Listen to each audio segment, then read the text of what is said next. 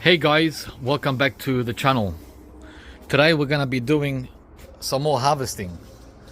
A lot of harvesting going on between October and June.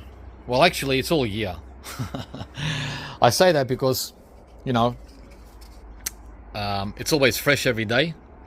Okay, check out the temperature in the sun today. The final days of spring.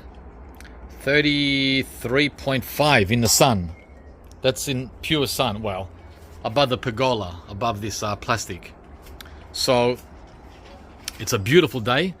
The forecast is for showers soon and a little bit of sunshine. So I'm gonna make this video whilst it's sunny. The sun will be in and out, and we're gonna empty the coffee grinds or coffee grounds also. So I do this every week.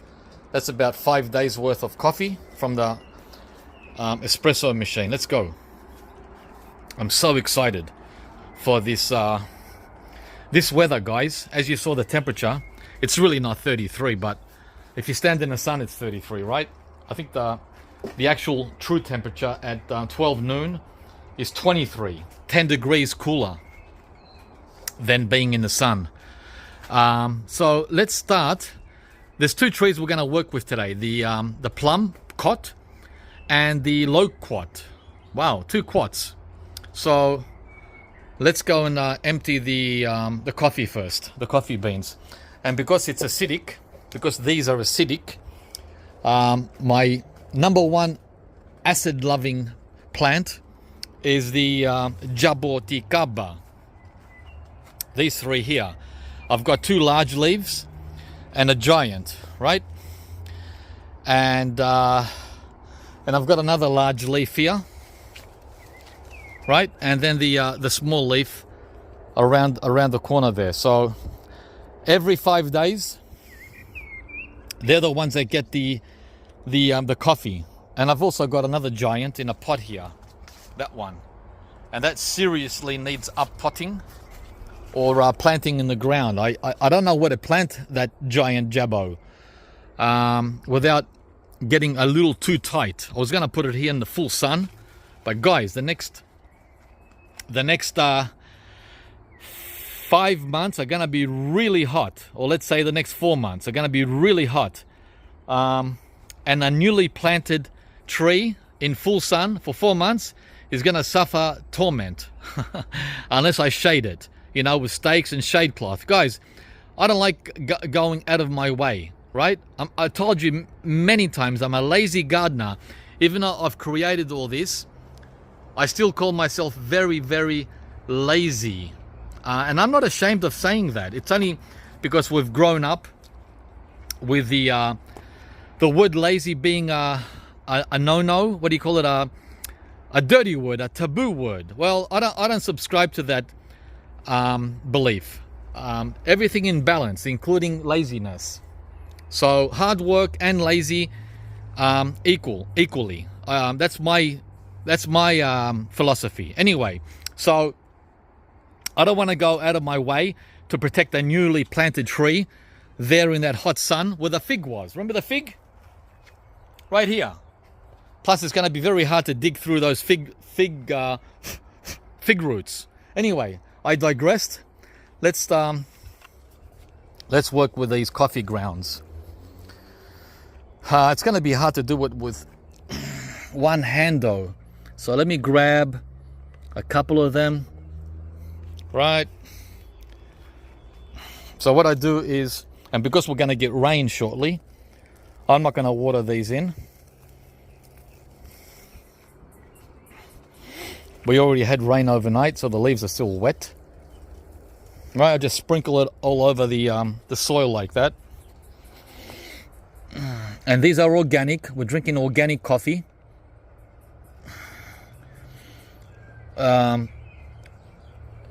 Yeah. So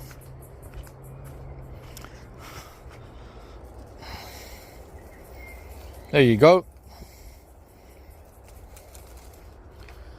And so on and so forth, right?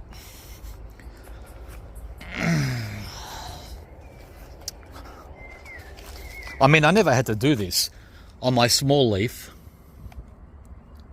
the Sabara, but lately I've been doing it. Why not? I mean, I usually put the coffee grounds in the compost instead of to the trees like this directly. That's how I always did it. But I thought to myself, why not? That's the small leaf. My oldest Jabo. And as you can see, I've given it azalea and gardenia. What is it, gardenia or rhododendron? I can't remember. Fertilizer. Yeah, that was a few days ago when it rained. So there you go, guys. That's how we do it, like that, for the Jabos. For the Jabos. Jaboticaba. And I'm waiting and waiting and waiting for the first fruit. Now that it's the beginning of summer.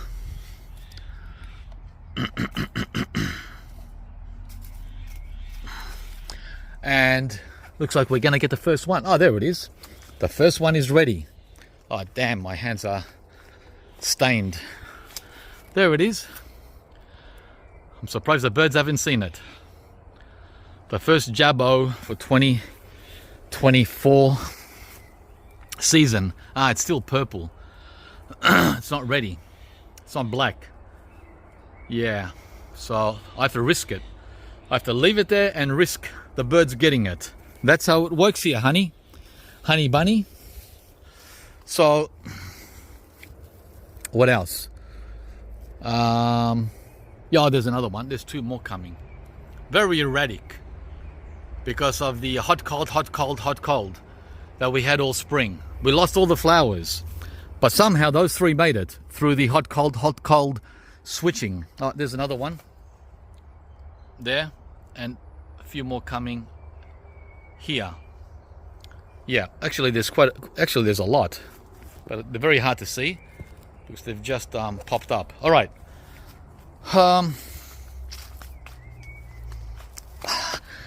Let's start the video. Jeez, talk about going off track or what? Okay. Let's start with the loquats first. Maybe I'll need a cutter. Yeah.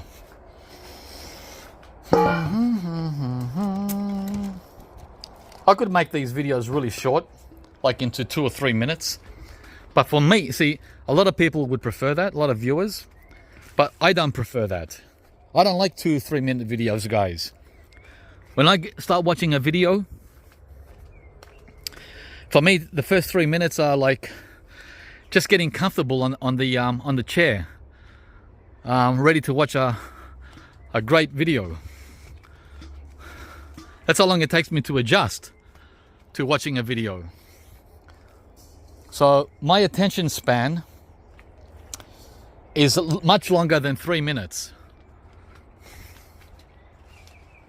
Unless the video is absolutely boring, you know, where they sit and talk on camera with their face, monologue, then yeah, 2 minutes is enough. Yeah, these are ready. These are ready. Oops. Wow, there's a lot in here, guys. We've got the owl. Maybe that did the job. I doubt it. All right, I need 2 hands. I need 2 hands to work in here. Oh boy, we've got a lot of fruit to pick.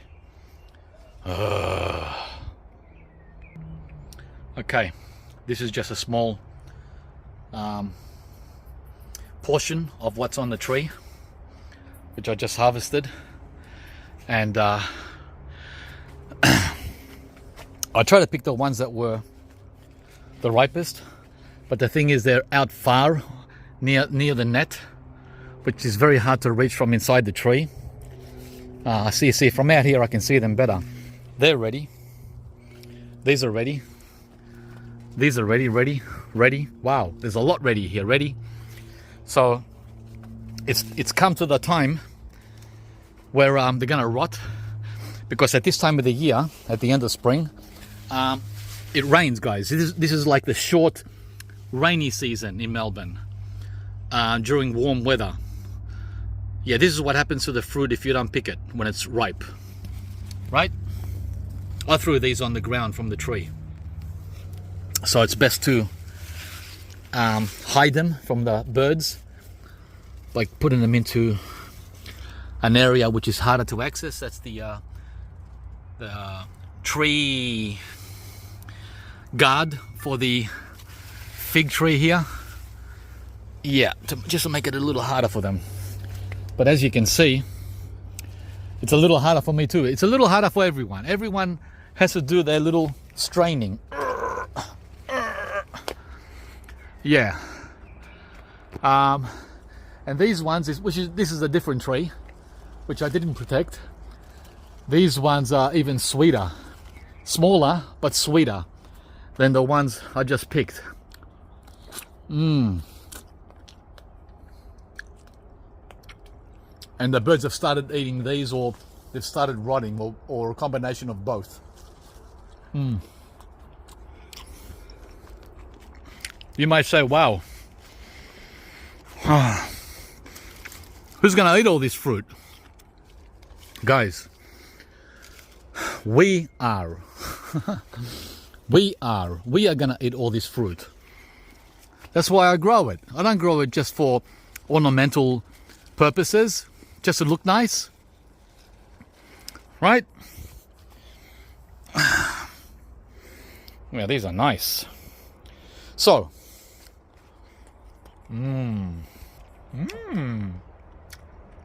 nice.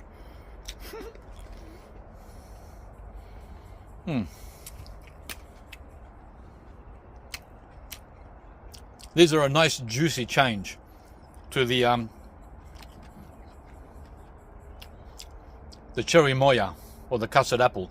They're juicy, but this is, if I squeeze these with my hand, it's like squeezing a sponge. Very, very juicy. And the other advantage of my location is we don't have fruit fly, Queensland fruit fly, at this time of the year. Actually, I'm not sure if we even get it, to be honest. We get the island fly. But the island fly has not touched the loquats. He's crazy for citrus. Citrus is his drug of choice.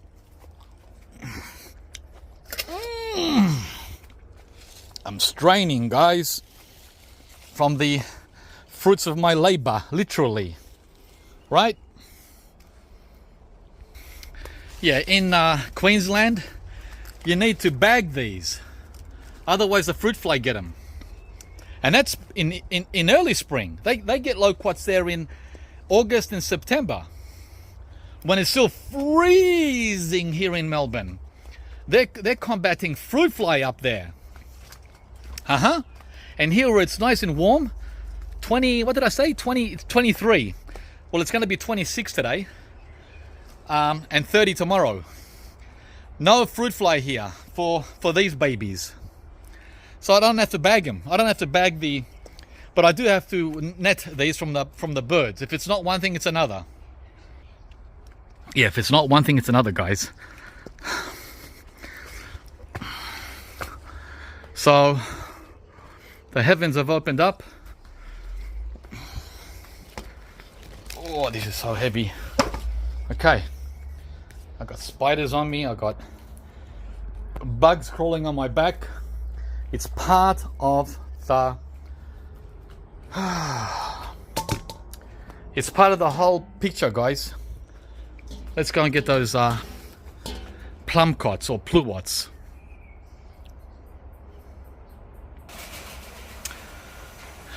By the way, some of you have asked me to do custom videos, and they're coming shortly. They won't be too long. I'm just getting these harvesting videos out of the way. before it's over, right? The harvesting windows are very short. Well, not short for the mulberries. The mulberries went on forever. we're still picking mulberries, believe it or not. Even now at the beginning of December, the beginning of summer. So yeah, we're doing the plumcots. Oh my gosh, it's so tropical out here. I can't believe it. Oh, bird. I heard a bird fly off. It's tropical only because it's hot and humid. That's what makes the tropics. Oops, I just stepped on a plum. They're all over the ground. Every day when I come out, I pick up 20 off the ground. Yep, before I start harvesting, I pick them off the ground. See how many there are? It's hard to see. But trust me, there's currently about 20, minimum 20, maybe 30. But guess what? There's a minimum of, let's see, just guessing. 200 to 300 on this tree. And that's after 100 have fallen to the ground. Not fallen, the birds knocked to the ground. They don't fall on their own. We've lost 100 to the birds, minimum 100, maybe more. And there's, yeah, I would say 300 left on the tree. And him, hear him? He's the one doing the damage.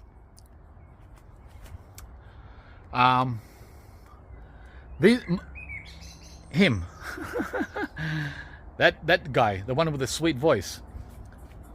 Yeah, these are mostly ripe. Most of them are mostly ripe, which means, because they look the same, mostly ripe and not quite ripe look the same. And not ripe is different, right? You can see, hang on. There you go. Not quite right on the right is purple, and ripe on the left is black. That's how you can tell the difference. See the difference? But the beauty about this variety of plum is you can bring these in and they ripen on the counter. Yeah. Oh, better be quiet. My neighbor's home. I can't talk too loud when they're there.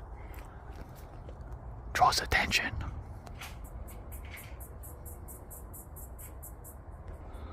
Yeah, so that's what it looks like, guys. Got the bananas, plums. So cold temperate and warm subtropic right beside each other. Look at that. And the temperature is still 23? It's 24 now. Okay, it's going to get to 26. So 26 and humid, which means it's going to feel like 28 to 29 today, which is, again, my favorite weather. My favorite weather, guys. And it's the favorite for many of these tropicals. They like hot and humid, but they don't like stinking hot. Like avocados like warm. But they don't want 40. No, they don't want Mildura. You know Mildura? They don't want that kind of heat. And they don't want the cold of Tasmania either. Somewhere in the middle, 30. 30 is a sweet spot. 28. 28 is a sweet spot for avocados. Okay, let's start harvesting these plums.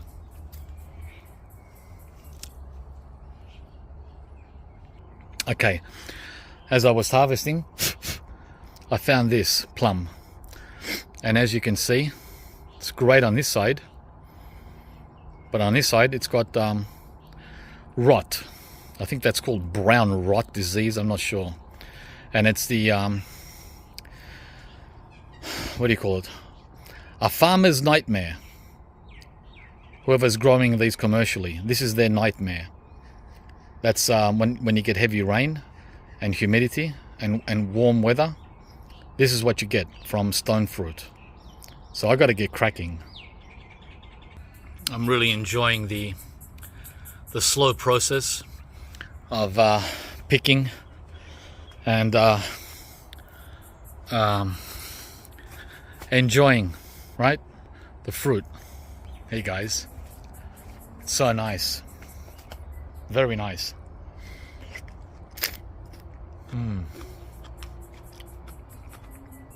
No fruit fly. Again, just like the loquats. Nothing. I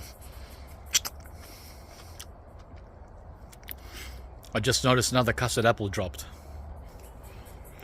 So yeah, this is the busy season. Very busy. These are the last custard apples. Oh, that's not soft at all. That's hard. Rock hard. Interesting. It fell whilst being hard. Let's see. Oh, this one cracked. That one's cracked. Oop, and now he dropped. When I touched him. Right? So yeah, this is what happens at Fruitopia, or in your tropical, subtropical fruit garden. So we have the apricots coming soon. These will be ready in the middle of December. So in about 2 weeks, I'll be busy here. And by then, the plumcots will be finished. Plumcots will be gone. By the middle of December, they'll be gone from that rot. That rot will have finished them off. And then at Christmas, after the apricots are done, we start working on the grumichama. Yeah, guys, it's constant. It's constant. And then in January or February, but in this season it'll be January, the first white sapotes will be coming from this Hawaiian Supreme cultivar. I can already see the first ones getting blush. Very, very early signs of blush. So yeah, it's constant. Constant.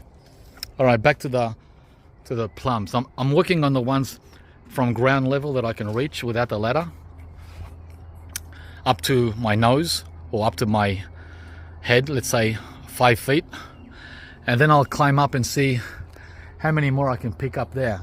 And tomorrow I'll come and pick another bowl.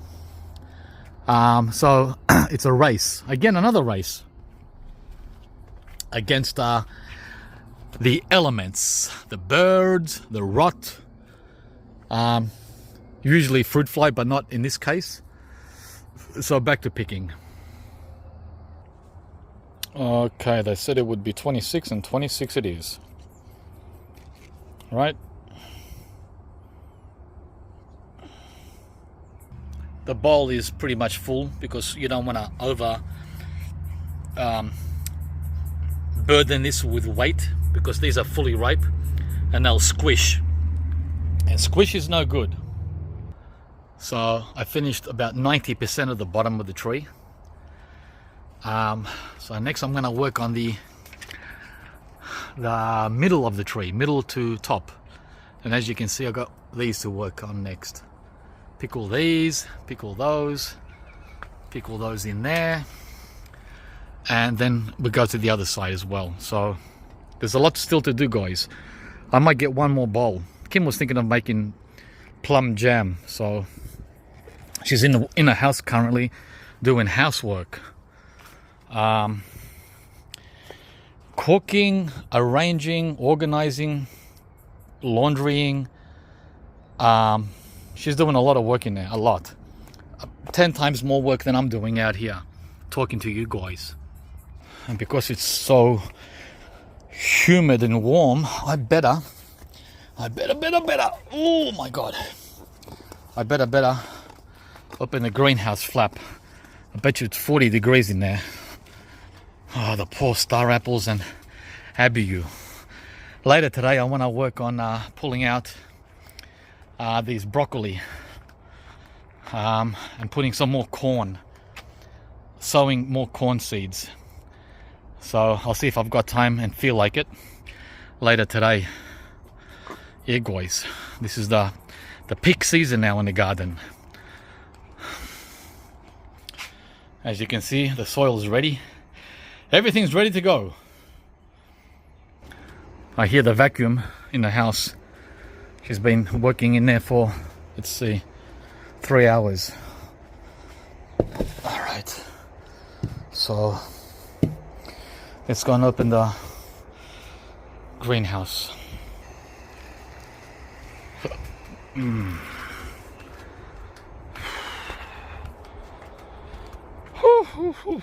Want to go back to the beach again. When I haven't been to the beach in 5 days, I get an itch, like a rash in my head, to return to the salt water. So it's beach time coming up again this week. Just have to find a break from the garden work. Yeah, I bet you it's really hot in here. Yeah. Let's see. Oh yeah. I like these new zippers. Saved me a lot of hassle. $14 at Bunnings, guys. Woo, it's hot. Oh, by the way, welcome to Darwin. Hey, Darwin. That was quicker than flying Jetstar for 4 hours. What's the temperature in here? Too bad this doesn't measure humidity. Oh, it's only 34. Oh, 34 Celsius isn't so bad. But the humidity, guys, it's about 100 in here. 100% humidity. I watered the heck out of everything in here yesterday. So everything's firing on every cylinder with new growth. Yeah, and oh my god, this is bath water. This is from the tap. This is tap water, and it's warm. It's warmer than Port Phillip Bay, the beach where we swim. All right, this one's sulking a little. That's the other star apple. But wow, look at all the new leaves.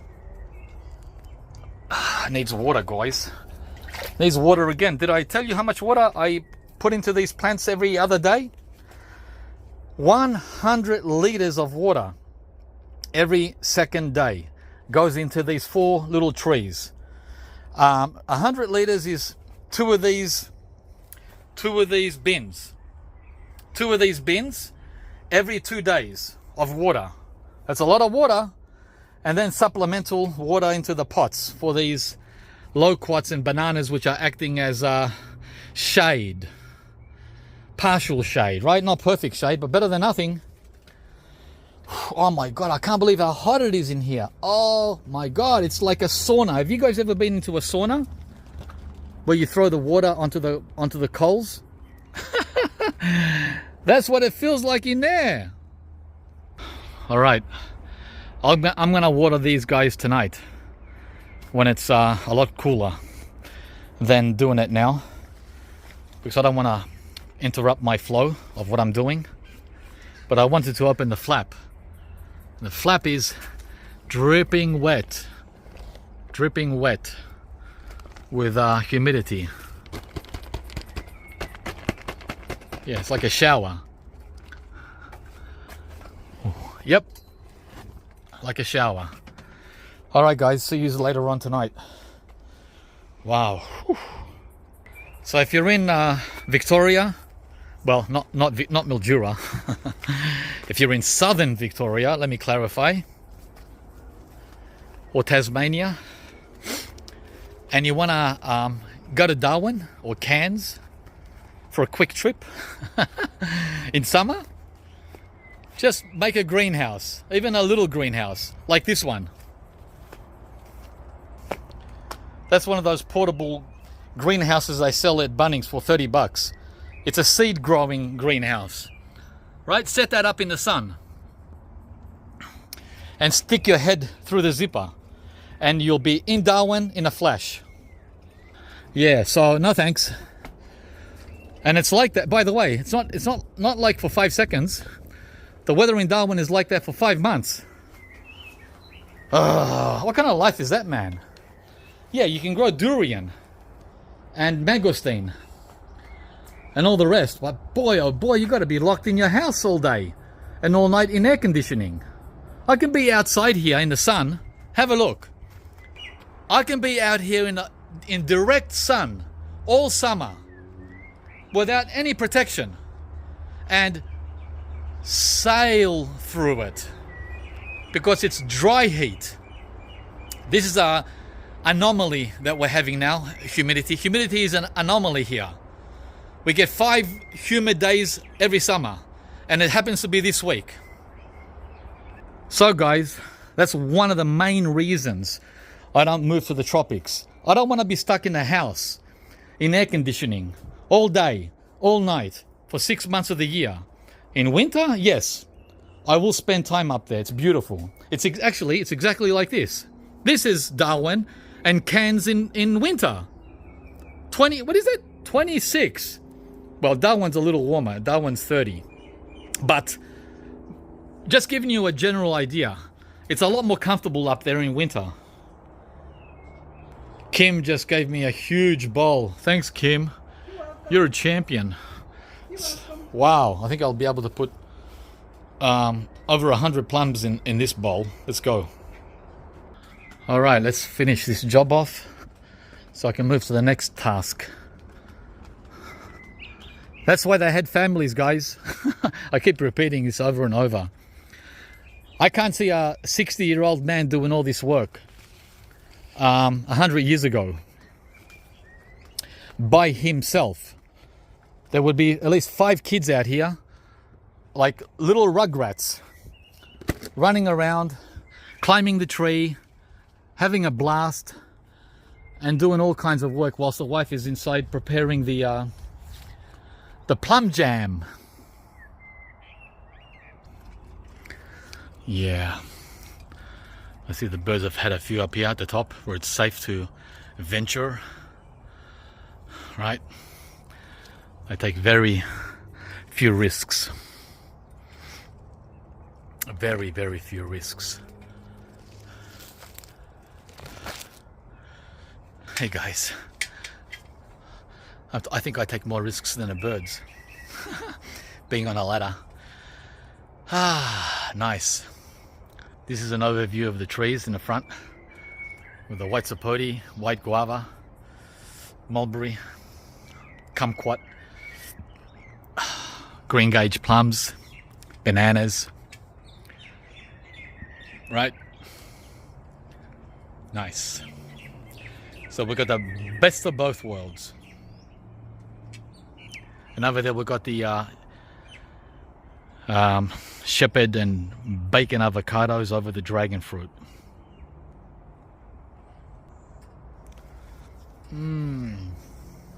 Getting my workout.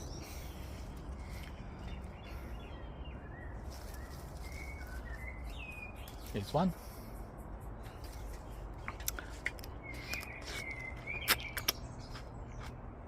I've had about 20 already.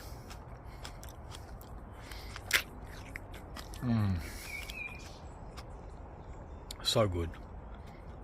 Okay, I think I'll stop here and pick more tomorrow. It took a lot of time because I had to individually pick or lightly touch each one, because like I said at the beginning of the video, they look the same whether they're 80, 90 or 100% ripe. It's when they get under 70% ripe that they have that purple tinge. And you don't want to pick them that early, unless you put them on the counter. But we're going to make jam. And jam means they have to be over 90% ready. Not 60, not 70, because we're going to have to wait for them to ripen. And waiting comes with a risk of rot in a humid, warm environment. Because I don't turn on the air conditioning, guys, during the daytime, only at night when we sleep. If it's humid and warm. I don't do air conditioning during the day unless it's over 30. All right, our harvest for today is complete. Whew, let me take a thumbnail picture and then we can have a break and start with the next project. Thanks for watching, guys. Give us a like if you enjoyed the video. I'm sure you did. And more importantly, subscribe to the channel if you haven't. We have an 80% ratio of non-subscribers who are watching. So please, do me a favor, subscribe if you get anything out of these videos. See you from the next one. Thanks, guys.